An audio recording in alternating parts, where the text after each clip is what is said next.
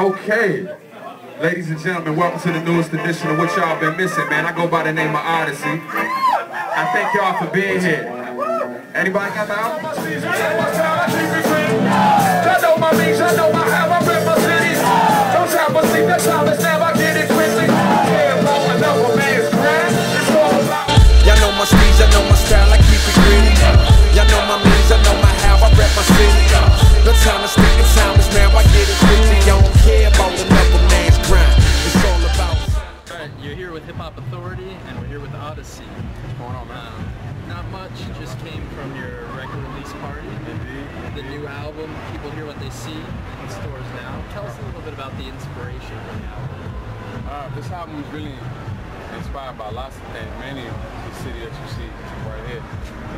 All of the lyrics were written outside. The majority of them were written right here in Washington, D.C.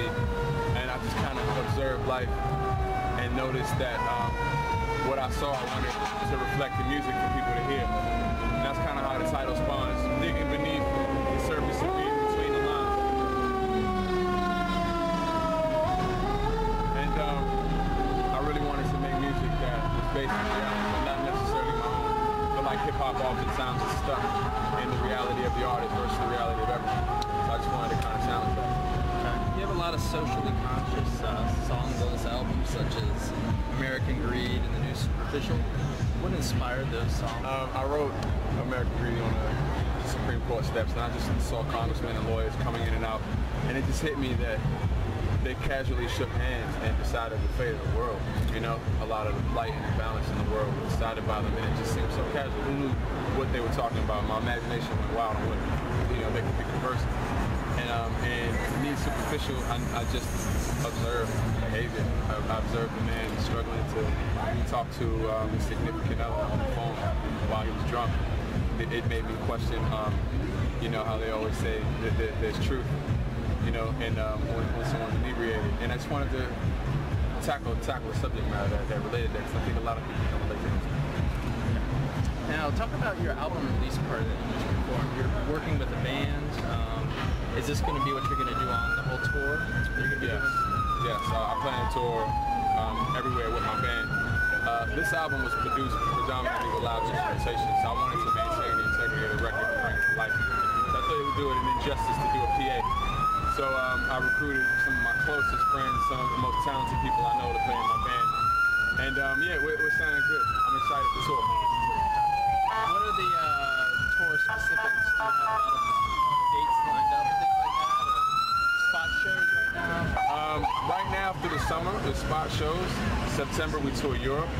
October we do a couple festivals. November we tour the States. And then January and February we go to the Southern Hemisphere. We do South America, South Africa, Australia, New Zealand, and go up to Japan. And then by that time, South by Southwest will roll back around and start the process all over. Probably have tons of other projects come out by that time. Coming up in DC, obviously you're a DC artist, there weren't a lot of hip-hop groups. What led to all of a sudden there being so many groups and all these groups on mellow music, the label?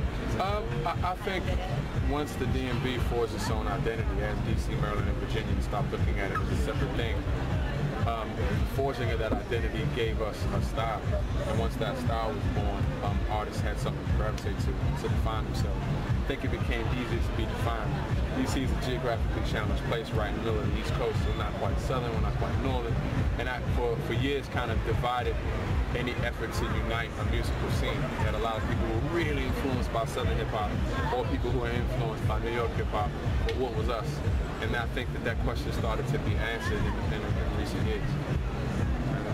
Were there any specific artists out of DC growing up that were inspirations to you, hip-hop-wise? Definitely. The Amphibians, Priest of Nomad, Black Indian, Asher Rule, Blue Black, all of those guys. W. Ellison Felton later on. Tons of artists from DC. Man, Kokai, you know what I mean? Opusakabon, like tons. DC hip-hop scene has always been vibrant, but you know, it was contained. I guess now with the internet, all those types of things, people are able to see it outside of the DC area. Right. In terms of where you reside now, I know you've moved up to New York, is that correct? Yeah. What spawned that? I wanted to be closer to the industry that surrounded my industry. DC is an amazing place to make music. It's full of, you know, musicians and studios, and it's an amazing place to be creative. But when it's time to release music, we're not necessarily a city that artists from other industries flock to, gravitate to, meaning like graphic designers, videographers, journalists, any type of writer, videographers, anyone, filmmakers. This isn't necessarily the city for that. And those are the things that support my industry. I need videos. I want press to be able to conveniently come by to do impromptu interviews. I want to be able to take the train to have meetings that can, you know, progress my career. And the amount of times since I moved to New York, people have contacted me and said, great, we'd love to talk to you the next time you're in New York, and I'll let them know I live there. So it's just expediting everything. And the last but not least, the tickets to fly out are much cheaper from JFK, and I fly constantly. You know what I mean? Yeah. You have the freaking flyer card and all that. Yeah, exactly. Nice. Are there any other projects you have coming up? I know the big album this year, it's in stores now and online, but second Diamond District album entitled March on Washington. I'm working on that now. I'm doing another instrumental album. I haven't really titled that yet. I'm doing a compilation called Good Company. It's kind of like a tree of all the artists that I know and through people and how I met them, and then I put them all on one record together. I guess with that, we're complete. We got Oddisee